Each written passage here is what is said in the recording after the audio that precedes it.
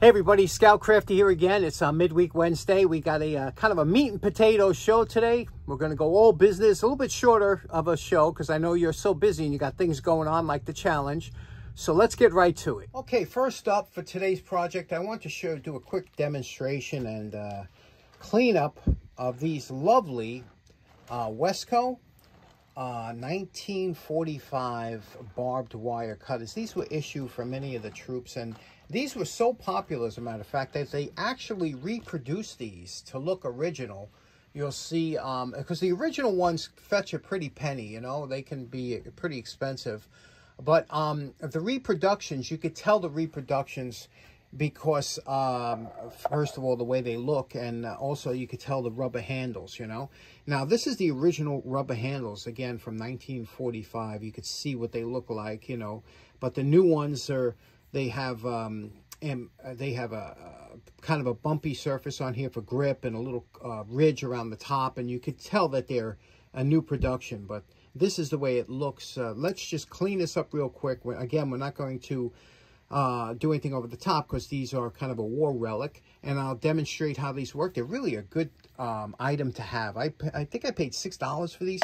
What a great deal. Let me show you what they look like and how they work. Now, these wire cutters were such a good design. They were issued in World War II, Korea, Vietnam, and they're still actually floating around in some depot. They're just a beautiful, simple design, lightweight, and they had a lot of leverage. And now, if you notice here, there are 5 pivot points that have to be lubricated every so often. That's 1 here, the center pin, 2, 3, okay, and then 4 pivot points.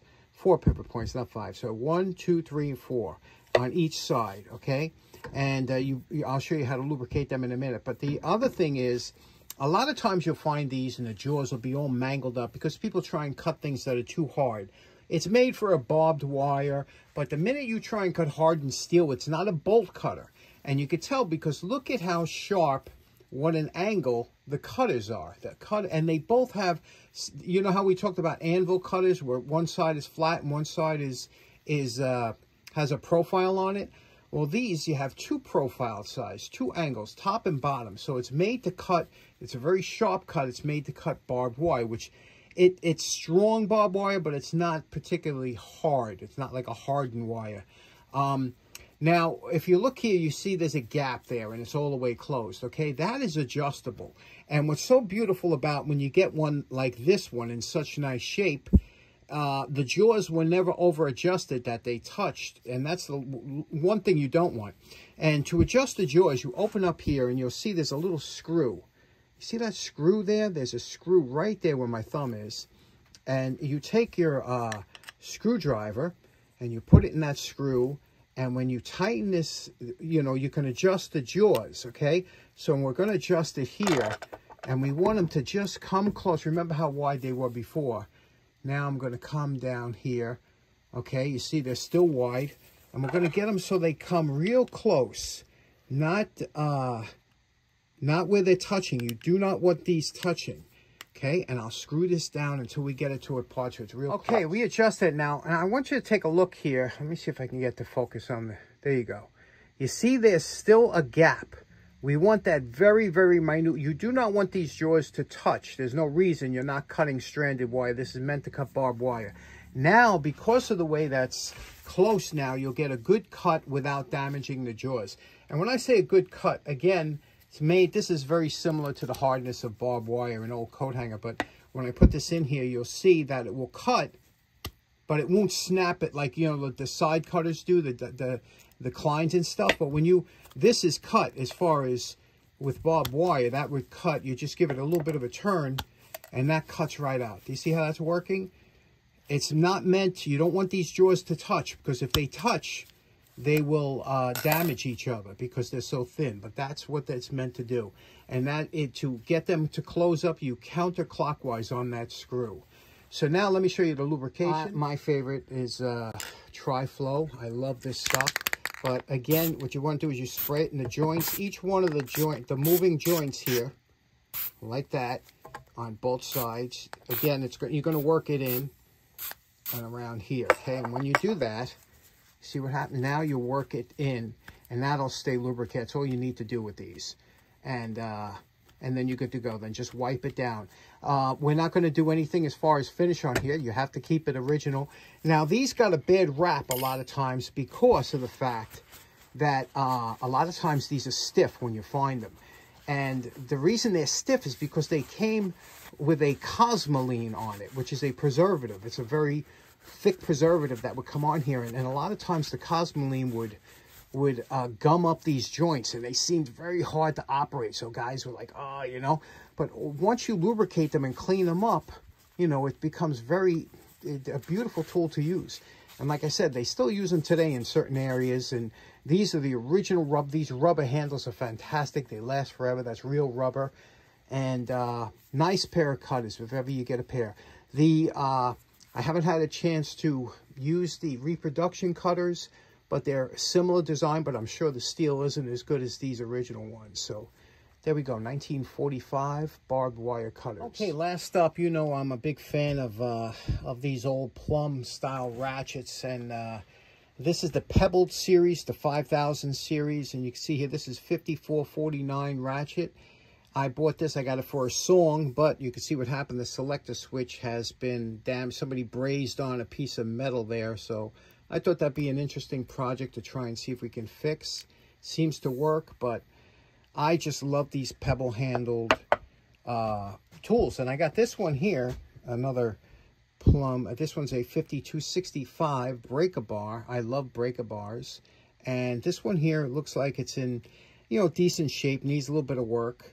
But see here, can you see the grind on this was just kind of horrible, isn't it? Now, you could see, this is from the factory. This wasn't somebody did this. It's just, you know, even across here, you could see the scrapes across. But I always like to dress these up and make them a presentation piece.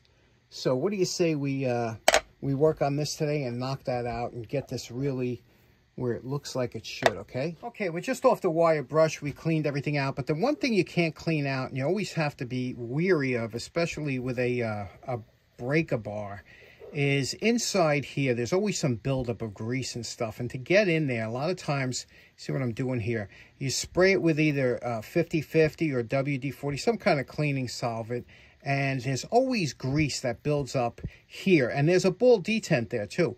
But you got to pick out, you see that grease there? You got to pick out all that dirt and then get in there with Q-tips and stuff. And, you know, don't be stingy with the 50/50 or WD-40, but you got to get all that out of here for this to operate correctly, okay? That is a big place for this dirt to build up, and you're not going to drill out or press out that pin to get to it. So clean it out, get in there with Q-tips and everything, and then after you do that, make sure it's all dry before you go to the, if you're going to go to the belt sander, because you don't want to get any grit in there.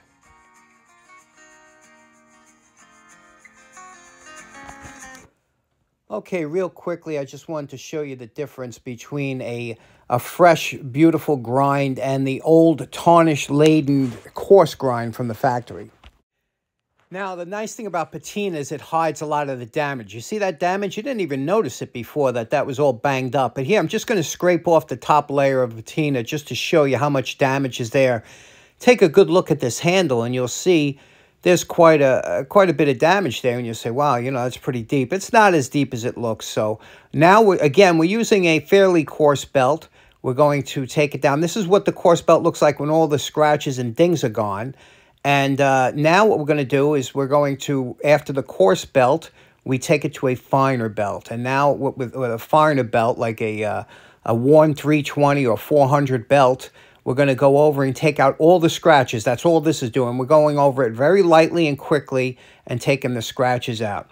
And now you see the difference between what it looks like after the fine belt. You know, it has a nice finish to it. And then we'll hit it with the fiber wheel, and that'll blend in any minute scratches that might be there.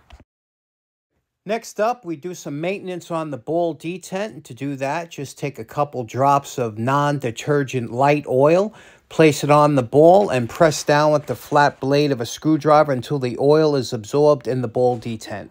Okay, I do this for the purist out there. This would be considered finished in most books, and look how beautiful this came out, huh? Look at that. Look at that, beautiful. I just love these Pebble plums. Aren't they just adorable? And you can see now it works fine. The detent works real good now. Polished up, everything's good. Now the only thing is that I like to put color in my Pebble plums because I have a bunch of them and I just enjoy it. Now, if ever you want to, you know, never engrave a tool, never stamp a tool with initials, but if you want to put some color in, that's absolutely fine. You could always remove that. A little bit of lacquer thinner and you'll never know it was there. And it also protects the tool. So don't ever worry about putting paint on a tool, but just don't engrave and don't stamp your initials in if you're worried about selling it down the line or something, if you're not going to give it to your kids or whatever. So let's put some paint on here and I'll show you the way I like to do it, and I'll show you what we're going to use. What I like to use for this kind of application is a clear color because you want to see those pebbles underneath. And now this I use as a Tamiya, and you can see here they come. This is 23, right? 23, 24, 25, 26, and 27, depending on the color. And it's a water-based acrylic, but water will not thin it out. So I use lacquer thinner, and I'll show you what we're going to do. We're going to flood the color. Now, I already cleaned this with Comet and a toothbrush to make sure that there's absolutely no dirt or anything in those pebbles. Now what we're going to do is going to flood the color in, take some lacquer thinner, just dampened on a little piece of paper towel, and we're going to wipe off the top, revealing the numbers. Now, it's a good idea. I shook the paint before using it. It's a good idea to glove up if you're ever going to use lacquer thinner or any chemicals like that. You can see what this looks like. The brush is soft. We're just really flooding it on. We're not painting it on. And what we're going to do is we're going to take it like this here. And you can see what we're going to do is we're going to lay it in here. And we're just going to flood the area like that. And, okay, we don't want to put it on so thick, but we just wanted to get in all that pebbled area. And we're going to bring that all the way down, and then I'll show you what it looks like when we're wiping it off. Okay, now this, believe it or not, is the tricky part, but this is the part where that's why you practice, you have fun. Now, you're going to take a, what I call a swatch, a piece of paper toweling, and you're going to put some lacquer thinner, and you're just going to, remember, you don't want this dripping wet. You just want it to saturate into the cloth, again, while you're wearing gloves.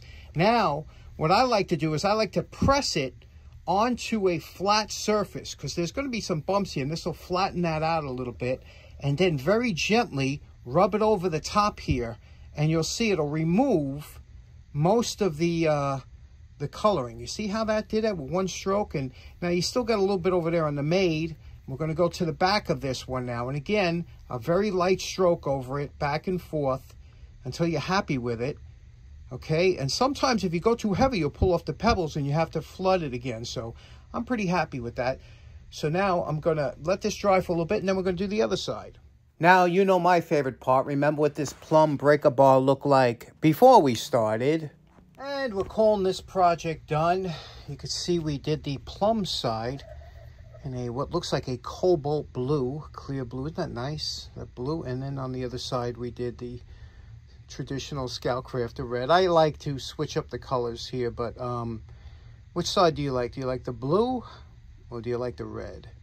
Anyway, looks real good. I didn't wax it as of yet. I will wax it once this is 100% dry, because I don't want to take a chance if you get any wax in there taking any of that color. So there we go. Nice little Plomb 5265 breaker bar in the can. Okay, that was a pretty productive day today. I hope you enjoyed today's projects, and have a couple announcements in the description box down below. So I hope you have a great rest of your week. We'll see you again on Friday. Take care now. Bye-bye.